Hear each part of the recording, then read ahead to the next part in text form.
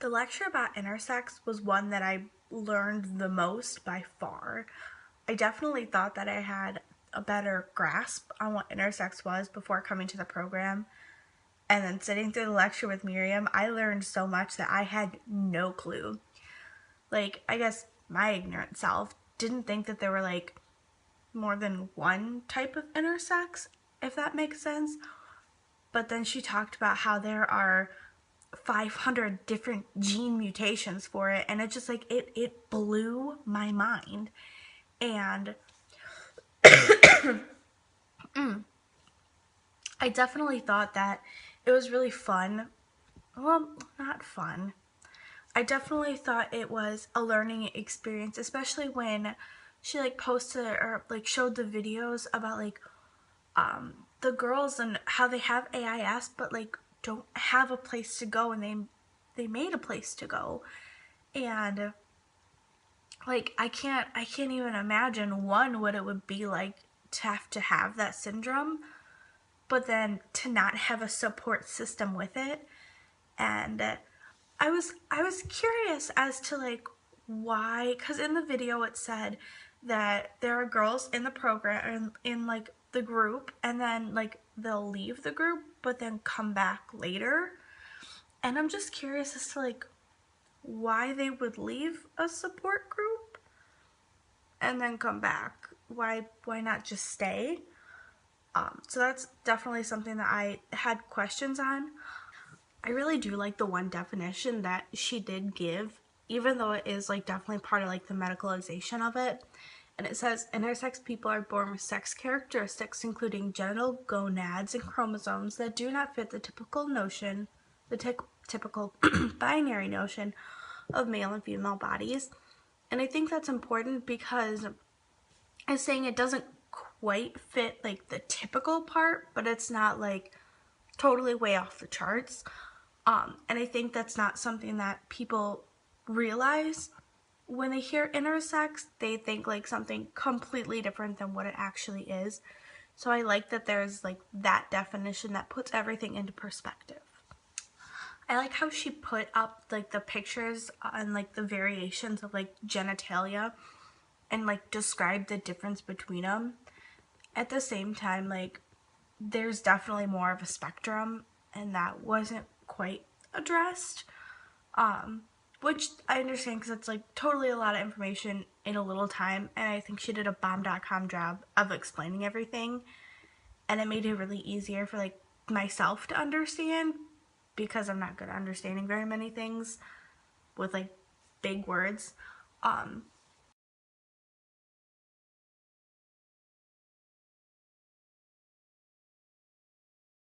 let's talk about the gender clinic.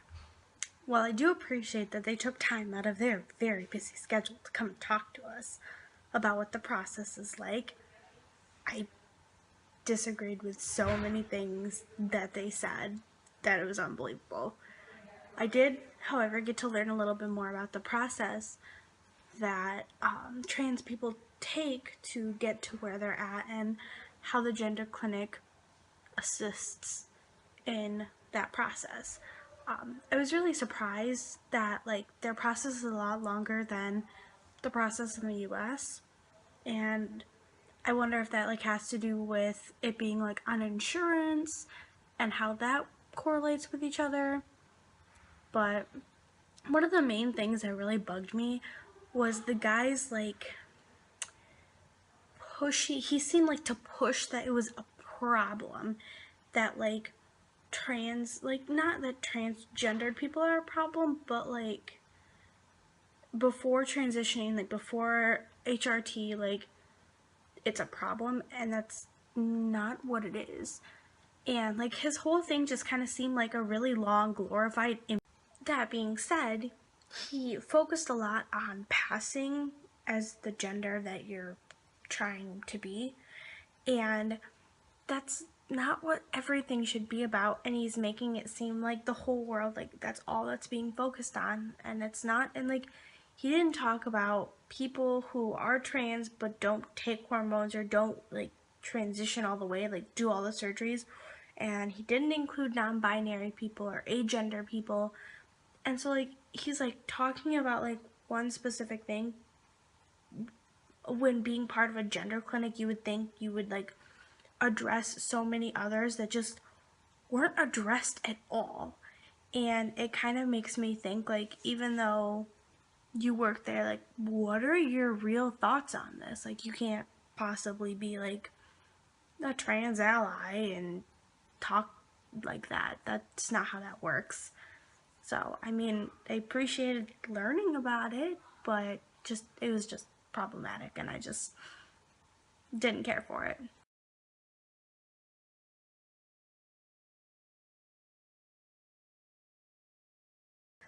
Finally had our talk on STDs, and that was not exactly what I expected. I expected it to be a little bit more versatile with the different STDs that there are, and instead there was a focus on like HIV and AIDS, which is okay, like 100% fine, because it is a big epidemic and like it's something that does need to be addressed. I just wish it was like a little more, hey, these are the other ones and we're going to talk about them too.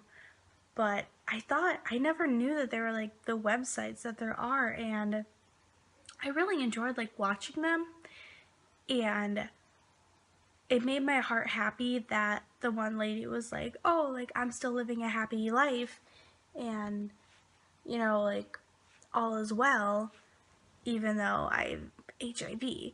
And like that really made my heart happy, because so many people see HIV as like a death sentence, and it's not.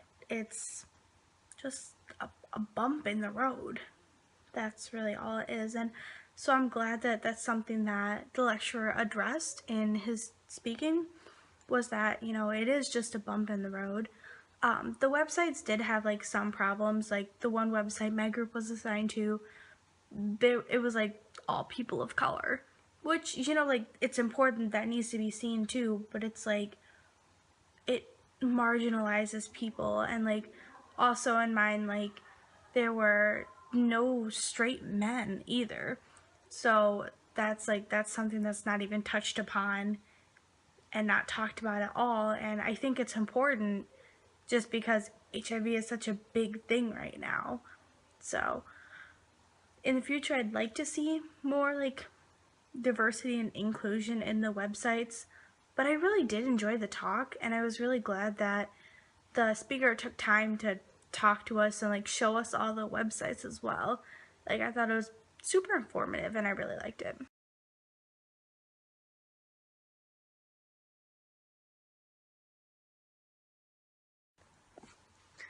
Well, we did it.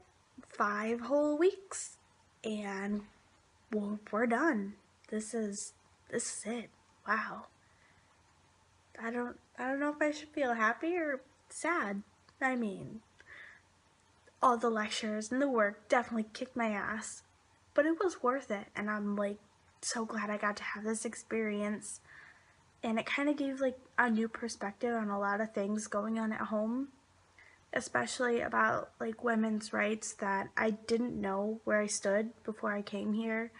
And going through all the lectures and reading everything, it kind of like showed me where my place was and who I actually am in that sense.